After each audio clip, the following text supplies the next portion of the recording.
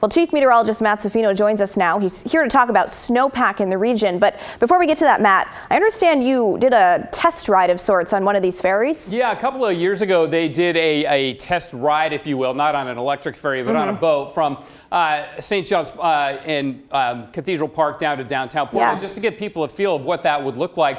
And so it was pretty cool to sit there and imagine, like, okay, I could be sitting on I-5 right now, or I could be riding the river and working on my laptop, or just, you know, doing the ospreys and the eagles that are flying around out there. So it's a really interesting idea. And Portland is one of only a few cities in the country that has a major waterway that does not use it for public transportation. So it seems like a resource that could be harnessed and put to good use. But yeah, good point. Always comes down to money, of course, right? Of course. All right, let's talk snowpack a bit, Blair, because it's been an interesting spring, and I'll show you what the spring has looked like temperature-wise in Portland a bit. But first, I'll start with this map of the entire western United States, and we'll start with the areas that did really well. These blue areas, 130 to 150% of snowpack. This was as of a couple days ago, as of May 19th, and this is data compiled by the Natural Resource Conservation Service, NRCS. So you can see where the really good snowpack is: Southern Oregon and Northern California and parts of the Sierra, all well above average. What about the rest of the West? So let's fill the map out a little bit more. Areas that are right around average, not that much. The Central Basin of California here had about average snowpack. What about the rest of Oregon and Washington, still not filled in? Well, when we go to the 70 to 90%, then that includes most of Oregon, a little bit of Washington. So that's not bad. Our snowpack is okay, and I got more numbers for you on that in just a minute.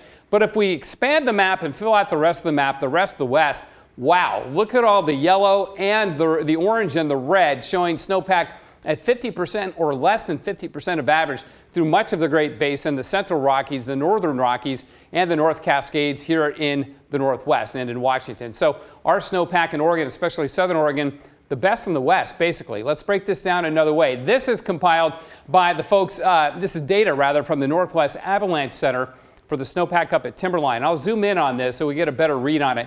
What you're looking at, the orange line, that's this year. The blue line, that's average snowpack. You can see it rises and rises and then peaks around April 1st, and then it begins to drop off, right? And you can see that this year, 2024, 2025, really tracked quite well along it. We had that big bump in early January when our snowpack got a big boost, but then it got rained on, and it fell back to about average. It never really dropped below average until now, till the beginning of April. And there's a good reason for that, which I'll show you in just a second. But now let's look at a different way.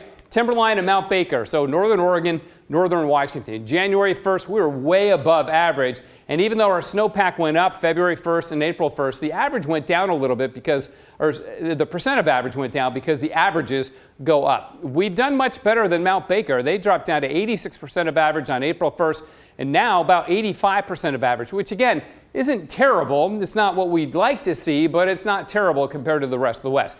Here's why. Look at the April temperatures. Every day with red, that's when we had above average temperatures, which is basically most of April. We had to lop off the first week of April, didn't have the data for that, but you get the idea. April was really warm, right?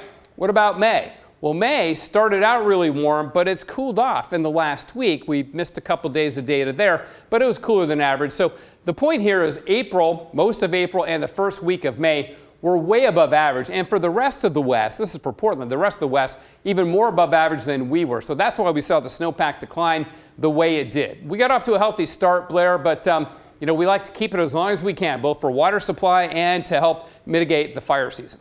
Yeah, very much so. Well, Matt Zaffino, so interesting. Thanks so much. You bet. We're back after this.